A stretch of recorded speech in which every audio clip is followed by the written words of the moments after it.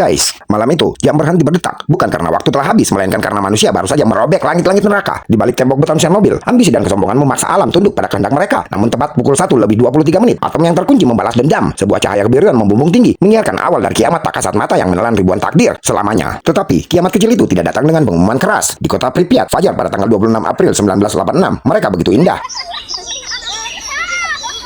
Don't pee your pants!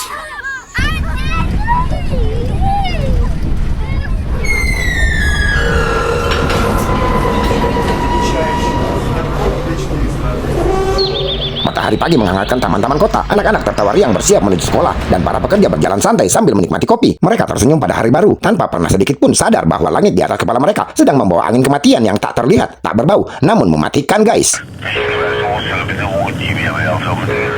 Di koridor-koridor kekuasaan yang remang-remang, di mana bayang-bayang ambisi menari-nari di dinding, sekelompok orang bersekongkol. Mereka bukanlah penjahat kartun dengan rencana jahat untuk menguasai dunia, melainkan individu-individu yang didorong oleh keinginan yang lebih halus, namun sama merusaknya, yaitu kekuasaan, prestis, dan kebutuhan untuk mempertahankan kendali. Di sini, ambisi ini bermanifestasi dalam bentuk dorongan tanpa henti untuk kemajuan teknologi dan industri. Pembangkit listrik tenaga nuklir Chernobyl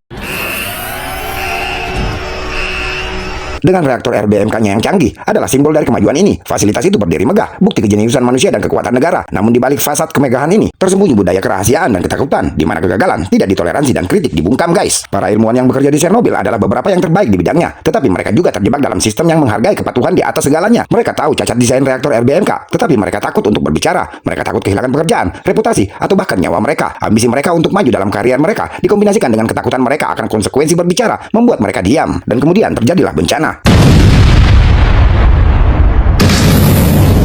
Pada tanggal 26 April 1986, serangkaian kesalahan manusia dan kegagalan sistem menyebabkan ledakan di reaktor 4. Ledakan itu melepaskan awan radioaktif yang menyebar ke seluruh Eropa, mencemari tanah, air, dan udara. Efeknya sangat menghancurkan. Ribuan orang meninggal karena sindrom radiasi akut, dan ratusan ribu lainnya menderita masalah kesehatan jangka panjang, termasuk kanker dan cacat lahir. Lingkungan juga menderita, dengan hewan dan tumbuhan yang mengalami mutasi genetik dan ekosistem yang hancur, guys. Nah, guys, efek dan limbah radiasi masih dirasakan hingga hari ini. Zona eksklusif Chernobyl, area seluas 2.600 km persegi di sekitar pembangkit listrik, tetap tidak dapat dihuni karena tingkat radiasi yang tinggi. Limbah radioaktif yang dihasilkan oleh bencana tersebut masih menjadi masalah. Dengan sarkofagus beton yang menutupi reaktor 4 yang perlu diganti dan ribuan ton tanah yang terkontaminasi yang perlu dibersihkan. Bencana Chernobyl adalah pengingat yang mengerikan tentang bahaya ambisi yang tidak terkendali. Ini menunjukkan bagaimana keinginan untuk kekuasaan dan prestis dapat menyebabkan pengabaian keselamatan dan kesejahteraan manusia, guys. Ini juga menunjukkan bagaimana kerahasiaan dan ketakutan dapat membungkam kebenaran dan menyebabkan bencana. Tragedi Chernobyl adalah peringatan bagi kita semua tentang pentingnya transparansi, akuntabilitas, dan kebutuhan untuk menempatkan keselamatan manusia di atas segalanya. 26 April 1986, pukul 1:20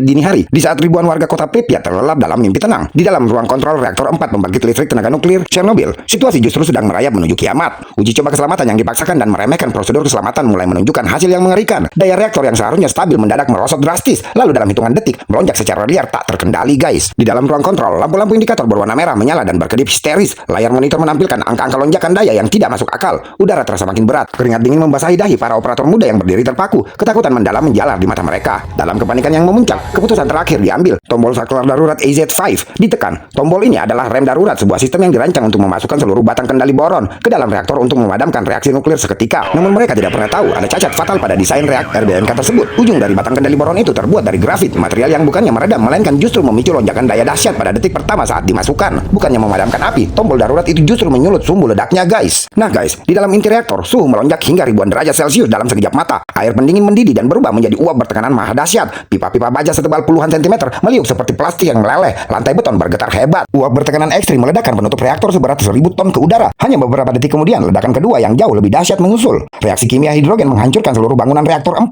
atap gedung rubuh, dan inti nuklir yang membara terpapar langsung ke udara bebas.